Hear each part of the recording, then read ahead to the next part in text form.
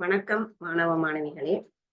நாங்கள் இந்த லாஸ்ட் வீடியோவில் அதாவது உலகப்படம் குறித்தல் தொடர்பான பயிற்சிகளை பார்த்தோம். அதாவது காப்பூதா சாதாரண தர பரீட்சைக்கு கட்டாய வினாவில வருகிற ஒரு பகுதி தான் இந்த தேசப்படம் குறித்தல். அதுல உலகப்படம் இலங்கப்படம் சொல்லி படங்கள் குறிக்க வருகிறது. ஆனால் நான் இதுல உங்களுக்கு உலகப்படம் குறித்தல் தொடர்பான பயிற்சிகளை தான் சொல்லிக் கொண்டிருக்கிறேன்.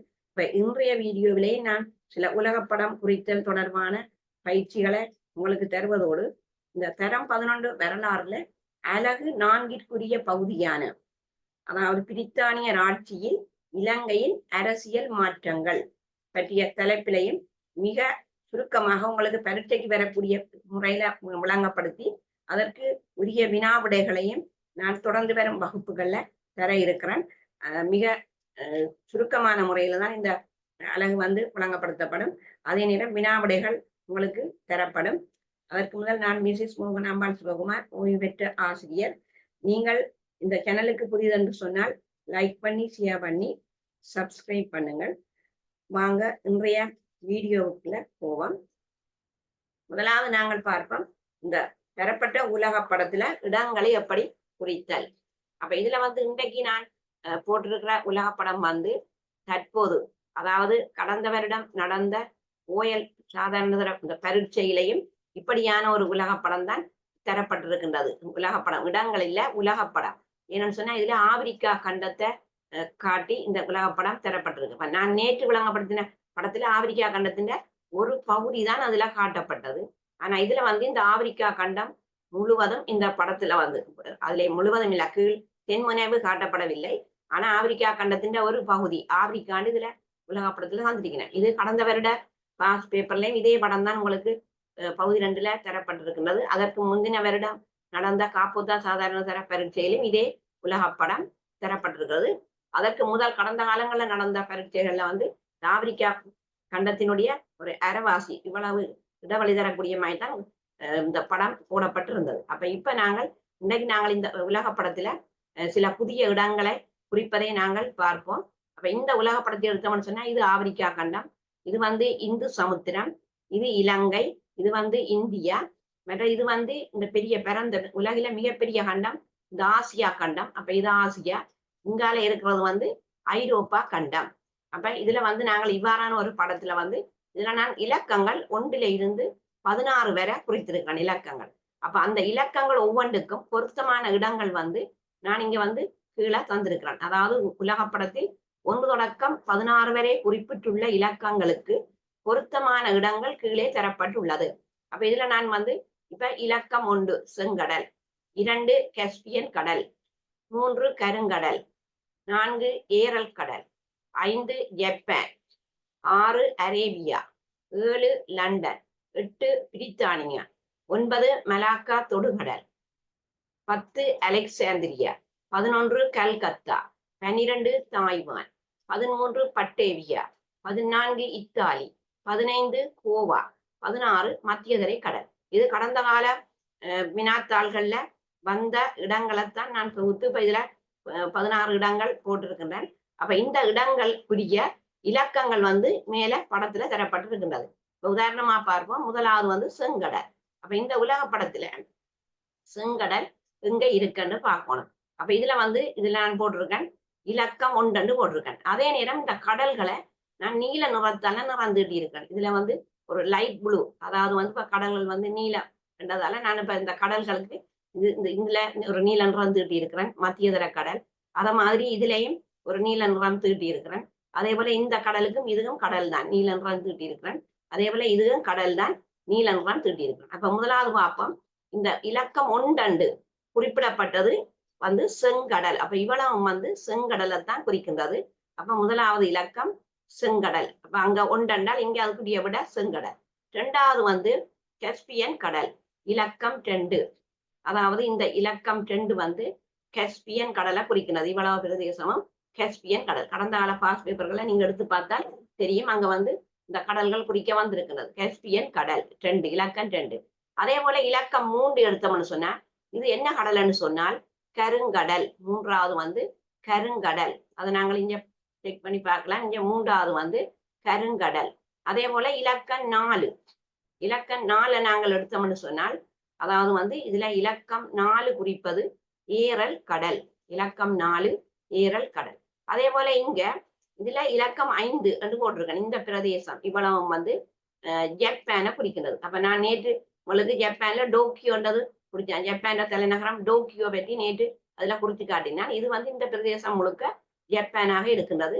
அதே நேரம் அந்த உலகில் நடைபெற்ற அந்த 2 யுத்தங்கள்ல அதாவது வந்து இங்கே அந்த 2 நகரங்கள் மீது குண்டு வீசப்பட்ட ஹிரோஷிமா நாகசாகி அந்த நகரங்கள் எல்லாம் இந்த ஜப்பான்ல தான் இருக்கு. அப்ப இந்த இலக்கம் 5 குறிப்பது ஜப்பானை குறிக்கின்றது. அதே போல அடுத்ததான் நாங்க பார்ப்போம். இதுல வந்து 6வது அரேபியா. இப்ப இதுல நாங்கள் இந்த இலக்கம் 6 பார்ப்போம். இலக்கம் 6 இது வந்து அராபியா. இவ்வளவு பிரதேசங்களையும் எடுத்தோம்னு சொன்னா இது வந்து அராபியா. இப்ப அரபு நாடுகள்னு சொல்லி கேள்விப்பட்டிருப்பீங்கள். மத்திய கிழக்கு நாடுகள்னு சொல்லி Iran, Iraq, Saudi Arabia, Kuwait, Oman, Yemen என்ற நாடுகள் எல்லாம் இதுக்குள்ள இருக்கிறது இந்த அரபு நாடுகளுக்கு இல்ல. அதாவது பெட்ரோலிய வளத்தை உற்பத்தி செய்யற நாடுகள், உற்பத்தி செய்து ஏற்றுமதி செய்யற நாடுகள். மத்திய கிழக்கு நாடுகள்னு சொல்லலாம். அதே போல அந்த அரபு நாடுகளுக்கு மக்கள் வேலை வாய்ப்பு தேடி போற இடம் தான் இந்த அராபியா என்ற இடம். அப்ப இந்த இலக்கம் 6 குறிப்பது வந்து அராபியா. அடுத்தது வந்து இலக்கம் 7 லண்டன். இலக்கம் 7 நாங்கள் எடுத்தோம்னு சொன்னால் இதுல வந்து இந்த இடம் அதாவது இது முழுவதும் பிரித்தானியா. 8வது வந்து இது பிரித்தானியா முழுக்க. அதுல இந்த லண்டன் இதுல நான் புள்ளிட்டு இருக்கிறேன். இது வந்து இந்த இலக்கம் 7 என்றது லண்டனை குறிக்கின்றது. அதே போல அதற்கு அடுத்ததா இலக்கம் 8 நேற்றும் பார்த்தனாங்க இது பிரித்தானியா.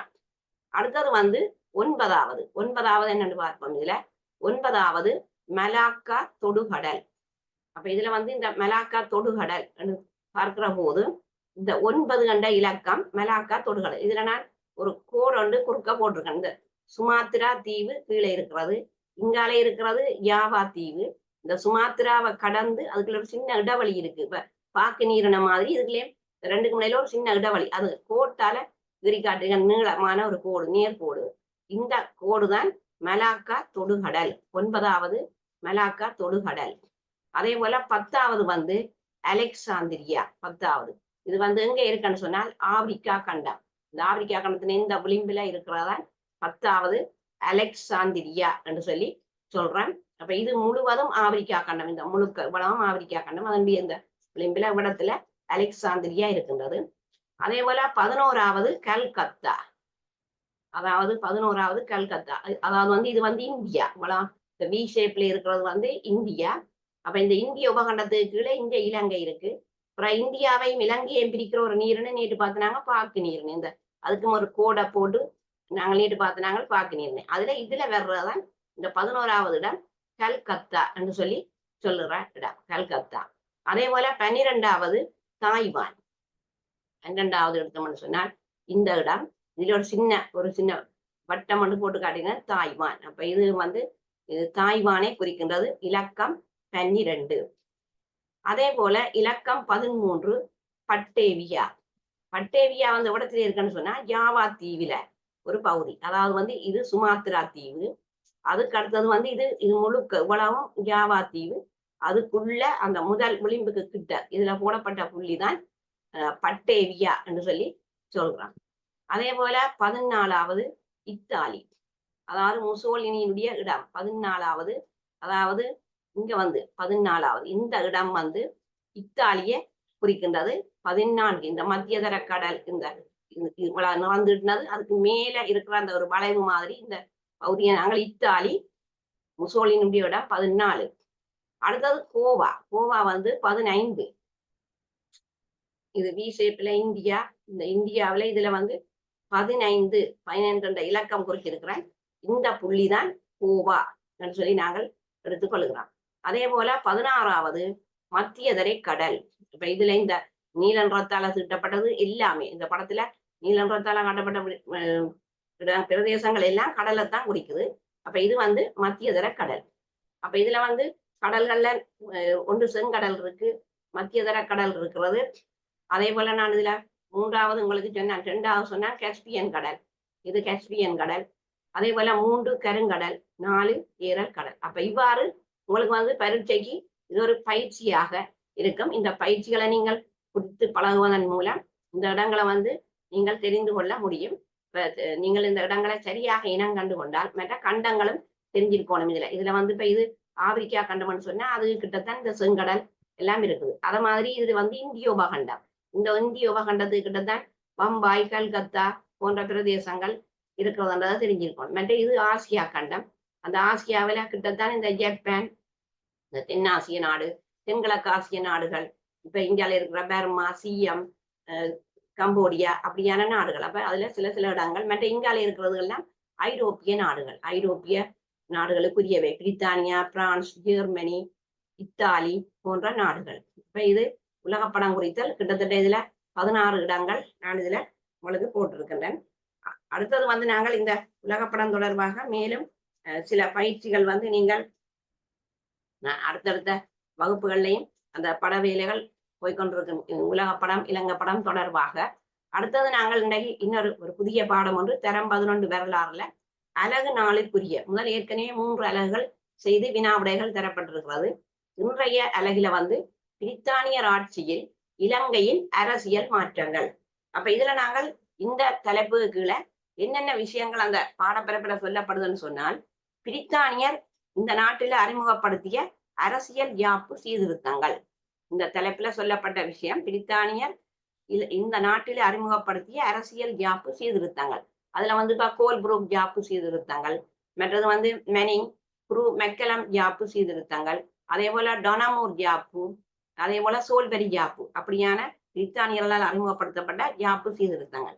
அதே போல இலங்கையரின் போராட்டங்கள் தொடர்பான விடயங்கள். அதுதான் இந்த 2 விஷயமும் தான் இந்த அலகில முழுமையாக சொல்லப்படுகின்றது. அதாவது இலங்கையரின் போராட்டங்கள் தொடர்பான விடயங்கள். அப்ப இதுல இன்றைக்கு நாங்கள் இதுல பார்த்துக் கொள்வோம். முதலாவது வந்து இந்த அலகில இந்த பிரித்தானியர் ஆட்சியில் இலங்கையின் அரசியல் மாற்றம் என்ற ரீதியில வந்து இந்த அலகில சுருக்கமாக அந்த விடயத்தை நான் உங்களுக்கு சொல்லி அதற்குரிய வினாக்கள் விடைகளும் நான் ஒவ்வொரு வகுப்பிலையும் அதற்கு தருவேன். இப்ப வந்து இலங்கை முழுவதும், அதாவது 3 அந்நியர்களால முதல் இலங்கை வந்து ஆட்சி செய்யப்பட்டிருக்கின்றது. போர்த்துகேயர், ஒல்லாந்தர், ஆங்கிலேயர். அதுல வந்து இப்ப நாங்கள் இந்த போர்த்துகேயர், ஒல்லாந்தர் வந்து இலங்கையில கரையோர பிரதேசங்களா மட்டும்தான் ஆட்சி செய்தவர். ஆனால் பிரித்தானியர்கள் இலங்கை முழுவதையும் ஆட்சி செய்திருக்கிறோம். அதாவது 1815ஆம் ஆண்டு இலங்கையை கைப்பற்றிய பிறகு 1815ஆம் ஆண்டுல இருந்து இலங்கை சுதந்திரம் அடையும் வரை 1948 வரை இலங்கையை வந்து ஏறக்குறைய 133 வருடங்கள் இலங்கையை ஆட்சி செய்திருக்கிறார். அப்ப அவ்வாறு ஆட்சி செய்து அந்த ஆட்சியில அரசியல் மாற்றங்களை, அதாவது அரசியல் ரீதியாக, பொருளாதார ரீதியாக, சமூக ரீதியாக நிறைய மாற்றங்களை எல்லாம் இவர்கள் கொண்டு வந்திருக்கின்றார்கள். அப்ப நாங்கள் இலங்கை முழுவதும் இந்த பிரித்தானியருடைய ஆதிக்கத்துக்கு உட்பட்டதை அடுத்து நாட்டின் ஆட்சி முறையில பல்வேறு விதமான மாற்றங்கள் கொண்டு வரப்பட்டிருக்கு 1833க்கு பிறகு. இப்ப அதுவும் குறிப்பாக இந்த கோல்ப்ரூக் ஆணைக்குழு சீர்திருத்தம் குறித்து தெரிவித்த ஆலோசனைகள் அதற்கு மிக அடிப்படையாக அமைகின்றது. அப்ப அந்த பிரித்தானியருடைய ஆட்சியில நாங்க பார்த்தோம்னு சொன்னா, அந்த ஆரம்ப காலத்தில இருந்து இலங்கை அரசாங்கத்தின் செலவுகள் வந்து வருமானத்தை விட அதிகமாக இருந்தமையும், பிரித்தானிய பாராளுமன்றத்தில அது கண்டிக்கப்பட்டமையும் தான் இந்த கோல்ப்ரூக் ஆணைக்குழு நியமிக்கப்பட்டு அனுப்பி வைக்கப்பட்டமைக்கு ஒரு முக்கியமான காரணமாக இருந்திருக்கிறது. அப்ப கோல்ப்ரூக் ஆணைக்குழு ஏன் இலங்கைக்கு வந்ததுன்னு சொன்னால், இந்த பிரித்தானியருடைய ஆட்சியின் ஆரம்ப காலத்தில இருந்து இலங்கை அரசாங்கத்தின் செலவுகள் மிக கூடுதலாகவும் அதே நேரம் வருமானம் குறைவாகவும் இருந்தது. அப்ப அதற்கு வந்து பிரித்தானிய பாராளுமன்றத்தில அந்த விடயம் கண்டிக்கப்பட்டமையும் தான் இந்த கோல்ப்ரூக் ஆணைக்குழு நியமிக்கப்பட்டு இலங்கைக்கு அனுப்பி வைக்கப்பட்டது. அப்ப அந்த வகையில 1829ஆம் ஆண்டு இலங்கைக்கு வந்ததுதான் இந்த வில்லியம் கோல்ப்ரூக். அப்ப கோல்ப்ரூக் எத்தனையாம் ஆண்டு இலங்கைக்கு வந்தாருன்னு சொன்னால், கிபி 1829ஆம் ஆண்டு இலங்கைக்கு வந்தார். அதே நேரம் கோல்ப்ரூக் யாப்பு சீர்திருத்தத்தை 1833ஆம் ஆண்டு கொண்டு வந்தார். அப்ப 1829 இலங்கைக்கு வந்த இந்த வில்லியம் கோல்ப்ரூக் என்ன செய்தாருன்னு சொன்னால், இலங்கையின் அரசியல் தொடர்பாக, பொருளியல் தொடர்பாக, அதே நேரம் சமூகம் தொடர்பாக, அரசியல் பொருளியல் நடவடிக்கை தொடர்பாக ஆராயிர பொறுப்பு அவருக்கு வழங்கப்பட்டது. அப்ப எல்லா துறையிலும், அரசியல் துறையில மாற்றம், பொருளாதார துறையில மாற்றம், சமூகத்துறையில மாற்றம், அப்படியான ஒரு பொறுப்பு இவருக்கு வழங்கப்பட்டது. அப்ப அது தொடர்பாக ஆராயும் பொறுப்பும் இந்த கோல்ப்ரூக்கிற்கு வழங்கப்பட்டது. அத்துடன் இந்த நீதிமன்ற துறையிலையும் சில மாற்றங்கள் செய்யப்பட்டது. அதாவது இலங்கையில நிலவிய நீதிமன்ற மற்றும் சட்ட நடவடிக்கை தொடர்பாக பரிசீலித்து ஆலோசனையை வழங்குவதற்கு இன்னொருவர் வந்தார். அதாவது சார்ல்ஸ் எச் கேமரன் என்பவர் நியமிக்கப்பட்டார். அப்ப அந்த கேமரன் என்பவர் சார்ல்ஸ் எச் கேமரன் எத்தனையாம் ஆண்டு இலங்கைக்கு வந்தாருன்னு சொன்னால் கிபி 1830ஆம் ஆண்டு இலங்கைக்கு வந்தார். அப்ப இவ 2 பேரும் சேர்ந்துதான் இந்த இலங்கையினுடைய அரசியல் யாப்பு சீர்திருத்தங்கள்ல மாற்றங்களை கொண்டு வருகிறோம். அப்ப ஒன்று யாப்பு முறையில மாற்றங்கள், மற்றது இந்த நீதிமன்ற முறையிலையும் மாற்றங்களை கொண்டு வருகிறோம். அப்ப இந்த கோல்புரூக் ஆணைக்குழுவின் ஆலோசனை அடிப்படையாக கொண்டுதான் அரசியல் யாப்பு சீர்திருத்தம் 1833ஆம் ஆண்டு பிரித்தானிய அரசால் எமது நாட்டில் அறிமுகம் செய்யப்பட்டது. அதைத்தான் நாங்க சொல்றோம் கோல்புரூக் சீர்திருத்தங்கள் என்று சொல்லுகிறோம். அத மாதிரி இந்த கேமரன் ஆலோசனைக்கு இணங்க நீதிமன்ற முறையும் மறுசீரமைக்கப்பட்டது. அதாவது மேல் நீதிமன்றம் நாட்டின் நீதித்துறையின் உச்ச தாபனமாக இருக்க வேண்டும் என கேமரன் சிபாரிசு செய்தார். அதாவது இங்கிலாந்துல இருக்கிற மாதிரியான ஒரு நீதிமன்ற முறையை இலங்கையிலையும் கொண்டு வர வேண்டும் என்று சொல்லி அதற்கு சிபாரிசு செய்கின்ற அதாவது சார்ல்ஸ் எச் கேமரன் என்பவர். அப்ப இங்கிலாந்தின நீதிமன்ற முறைமையை ஒத்த ஒரு நீதிமன்ற முறையை அமைப்பது இவருடைய ஒரு நோக்கமாகவும் காணப்பட்டது, இந்த கேமரனுடைய ஒரு நோக்கம். அப்ப இனி நாங்கள் இந்த கோல்புரூக் சீர்திருத்தம் 1833ஆம் ஆண்டு கொண்டு வரப்பட்டன்னு சொன்னால் இந்த கோல்புரூக் சீர்திருத்தங்கள்ல என்ன முக்கியமான அம்சங்கள் சொல்லப்பட்டிருக்கிறது. இப்ப ஒரு பரீட்சைக்கு ஒரு கேள்வியா வரலாம். கோல்புரூக் சீர்திருத்தங்களில் முக்கியமான அம்சங்கள் 3 பெயரிடுக. அப்ப அந்த சீர்திருத்தத்தின் முக்கியமான அம்சத்தை நாங்க பார்த்தோம்னு சொன்னால் முதலாவது அம்சம் சட்டவாக்க கழகம், சட்ட நிர்வாக கழகம் அமைக்கப்பட்டமை. அதுதான் முதலாவது விஷயம். சட்டவாக்க கழகம், சட்ட நிர்வாக கழகம் அமைக்கப்பட்டமை. அதே போல 2வது அம்சம் என்னன்னு சொன்னால் கண்டி ராச்சியமும் கரையோர பிரதேசங்களும் ஒன்றிணைக்கப்பட்டு ஒரே ஆட்சி முறையின் கீழ் கொண்டு வரப்பட்டது. அதாவது கண்டி ராச்சியமும் கரையோர பிரதேசங்களும் ஒன்றாக இணைக்கப்பட்டு ஒரே ஆட்சி முறைக்கு கீழே கொண்டு வரப்பட்டமை. அது 2வது அம்சம். 3வது என்னன்னு சொன்னால் இலங்கையில அதாவது நாடு 5 மாகாணங்களாக பிரிக்கப்பட்டது. அதாவது இப்ப இலங்கையில 9 மாகாணங்கள் இருந்தது. ஆனால் இவர் சொல்லினோம் என்னன்னு சொன்னா கோல்புரூக் சொல்ற அந்த 9 மாகாணத்தை 5 மாகாணமாக பிரித்தார். ஏன் 5 மாகாணமா பிரித்தார்ன்னு சொன்னால் இந்த மாகாணத்தின் எண்ணிக்கையை குறைக்கிற போது செலவுகளையும் குறைக்க முடியும். அப்ப இதன் மூலம் வருமானத்தை அதிகரிக்கலாம் என்று செலவுகளை குறைப்பதற்காக நாடு 5 மாகாணங்களாக பிரிக்கப்பட்டது. அப்ப 5 மாகாணம் என்ன என்று சொன்னால் 1 வட மாகாணம், 2 தென் மாகாணம், மற்றது 3வது மேல் மாகாணம், மற்றது 4வது கிழக்கு மாகாணம், 5வது மத்திய மாகாணம். அப்ப இதெல்லாம் அந்த ஒவ்வொரு மாவட்டத்தின் பிரதான நகரங்களை மையமா வச்சுதான் இந்த 5 மாகாணங்கள் பிரிக்கப்படுகிறது. அதாவது 5 மாகாணத்துக்கு 5 நகரம். இப்ப உதாரணமாக மேல் மாகாணம்னு சொன்னா கொழும்பை மையமா வைத்து, இப்ப வட மாகாணம்னு சொன்னா யாழ்ப்பாணத்தை மையமா வைத்து, மத்திய மாகாணம்னு சொன்னா கண்டி நகரத்தை முக்கியமானதாக வைத்து, அப்ப இப்படி நாடு 5 மாகாணங்களாக பிரிக்கப்படுகிறது. இந்த கோல்புரூக் சீர்திருத்தத்தின் முக்கியமான அம்சத்திலே அதுவும் உண்டு. 4வது அம்சம் என்னென்றால் கட்டாய ராஜகாரிய முறைமை ஒழிக்கப்பட்டது. 5வது அரசின் வர்த்தக ஏகபோக முறைமை அகற்றப்பட்டது. அப்ப இதுதான் இந்த கோல்புரூக் யாப்பு சீர்திருத்தம் 1833ஆம் ஆண்டு கொண்டு வரப்பட்ட அந்த கோல்புரூக் சீர்திருத்தத்தின் முக்கியமான அம்சங்களாக சொல்லப்படுகின்றது. இதுல இனி அடுத்த விஷயம் என்னன்னு சொன்னா இந்த கோல்புரூக் ஆணைக்குழுவின் நோக்கம் என்ன? அதே 2 நோக்கங்களுக்காக தான் 2 நோக்கங்கள் இவையே இருந்தது. ஒன்று இலங்கை ஆளுநர்களுடைய அளவுக்கு அதிகமான அதிகாரங்களை குறைத்தல் ஒன்று. 2வது பொதுமக்களுக்கு சுதந்திரத்தை வழங்குவது. இதுதான் இந்த கோல்புரூக் ஆணைக்குழுவின் பிரதான நோக்கங்களாக காணப்பட்டது. ஒன்று இலங்கை ஆளுநர்களின் அளவுக்கு அதிகமான அதிகாரங்களை குறைத்தல், 2 பொதுமக்களுக்கு சுதந்திரத்தை வழங்குவது. அப்ப இந்த கோல்புரூக் சீர்திருத்தத்துக்கு கீழே சட்டவாக்க கழகமும் சட்ட நிர்வாக கழகமும் அமைக்கப்பட்டமை ஒரு முக்கியமான அம்சமாக காணப்படுகின்றது. மற்றது இந்த ஆணைக்குழு என்ன செய்கின்றன, இலங்கைக்கு வருகை தரும் போது இலங்கையின் ஆளுநர் அதிகளவு அதிகாரங்களை கொண்டிருந்தனர். அப்ப ஆளுநருடைய இந்த அதிகாரங்களை குறைப்பதற்காகத்தான் இந்த சபைகளை அமைப்பதற்கு ஆலோசனை வழங்கினர். அப்ப ஆளுநருடைய அதிகாரங்களை குறைக்கத்தான் இந்த சட்டவாக்க கழகம், சட்ட நிர்வாக கழகம் என்பவை அமைக்கப்பட்டது. அப்ப இந்த 1833ஆம் ஆண்டு அமைக்கப்பட்ட அந்த சட்டவாக்க கழகத்தில அங்கம் வகித்தவருடைய எண்ணிக்கை எவ்வளவுன்னு சொன்னா 15 பேர். இது ஒரு பகுதி ஒன்று வினாவில வரலாம். அதாவது கோல்புரூக் யாப்பு சீர்திருத்தத்தின் கீழ் அமைக்கப்பட்ட சட்டவாக்க கழகத்தில் மொத்த அங்கத்தவரின் எண்ணிக்கை எவ்வளவு, ஒரு 4 இலக்கங்களை தந்துட்டு கேட்கலாம். அப்ப அது 15 பேர் இதுல அங்கத்தவரா இருந்திருக்கணும். அப்ப அந்த 15 பேர்லையும் உத்தியோக சார்புள்ளோர் 9ஆகவும் உத்தியோக சார்பற்றோர் 6 பேராகவும் இருந்தனர். அப்ப அந்த உத்தியோக சார்பற்றோர் 6 பேரா இருக்கேக்கு அதுல அந்த இன வாரியாக அங்க முக்கியத்துவம் கொடுக்கப்பட்டிருக்கு. ஐரோப்பியர் 3 பேர், சிங்களவர் ஒரு ஆள், தமிழர் ஒரு ஆள், பரங்கியர் ஒரு ஆள்னு சொல்லி அந்த உத்தியோக சார்பற்றோர் அவ்வாறு 6 பேரும் பிரிக்கப்பட்டிருக்கிறோம். ஐரோப்பியர் 3 பேர், சிங்களவர் ஒரு ஆள், தமிழர் ஒரு ஆள், பரங்கியர் ஒரு ஆள். அப்ப நாங்க சட்டவாக்க கழக உறுப்பினர் எண்ணிக்கை எவ்வளவுன்னு சொன்னா இதுல 15 உறுப்பினர்களாக காணப்பட்டனர். அப்ப இந்த அடிப்படையில தான் இந்த சட்டவாக்க கழகம் இங்க அமைக்கப்படுகின்றது. மற்றது இந்த சட்டவாக்க கழகம் அமைக்கப்பட்ட பிறகு அந்த சீர்திருத்தத்தினுடைய பொருளியல் துறைகள்ல எல்லாம் அதாவது மிக முக்கியமான மாற்றங்கள் எல்லாம் ஏற்படுத்தப்பட்டது. அப்ப இதன் அடிப்படையில நாங்கள் நோக்கினோம்னு சொன்னால் இந்த சட்டவாக்க கழகமும் சட்ட நிர்வாக கழகம் அமைக்கப்பட்டமை ஒரு மிக முக்கியமான அம்சமாக இதுல கருதப்படுகின்றது.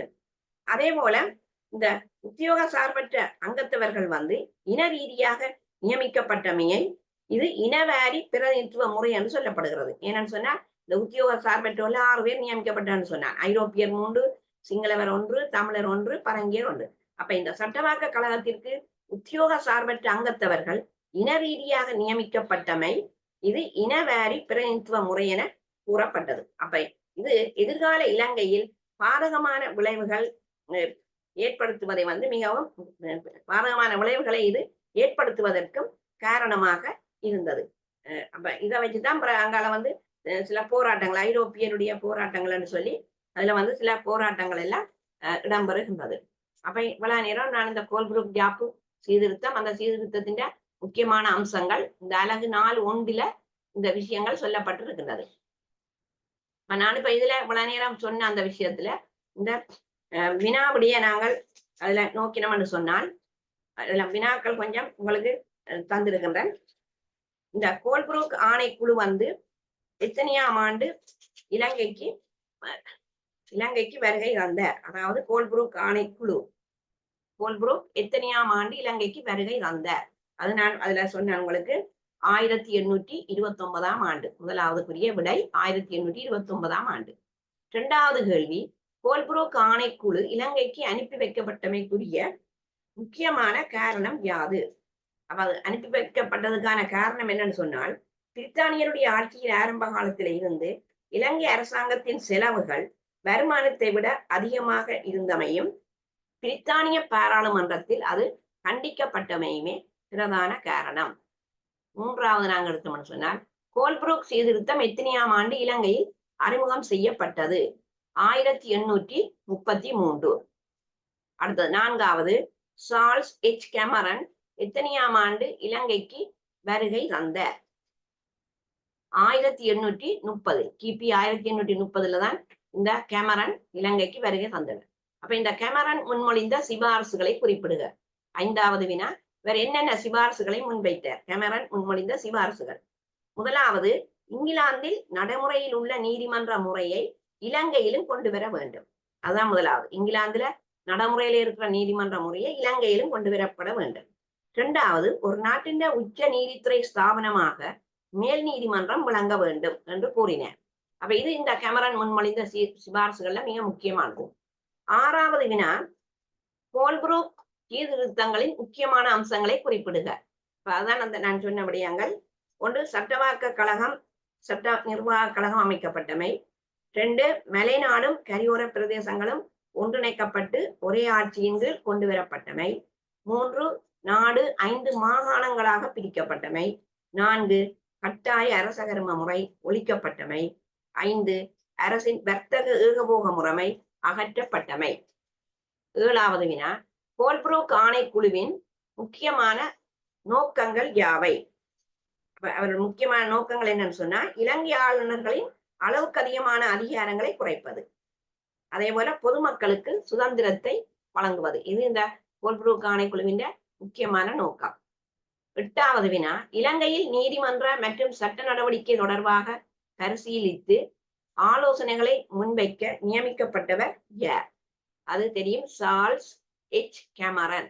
இப்ப கடைசிக்கு விட சார்ல்ஸ் எச் கேமரன். அப்ப இதுல நான் 8 வினாக்கள் அதுல விளங்கப்படுத்தப்பட்ட சுருக்கமாக விளங்கப்படுத்தி அதுல வரக்கூடிய ஒரு பரீட்சை வரக்கூடிய மாதிரியான சில வினாக்கள் பகுதி ஒன்றிலேயோ பகுதி ரெண்டுலயோ வரக்கூடிய இந்த வினாக்களை நான் இதுல போட்டிருக்கிறேன்.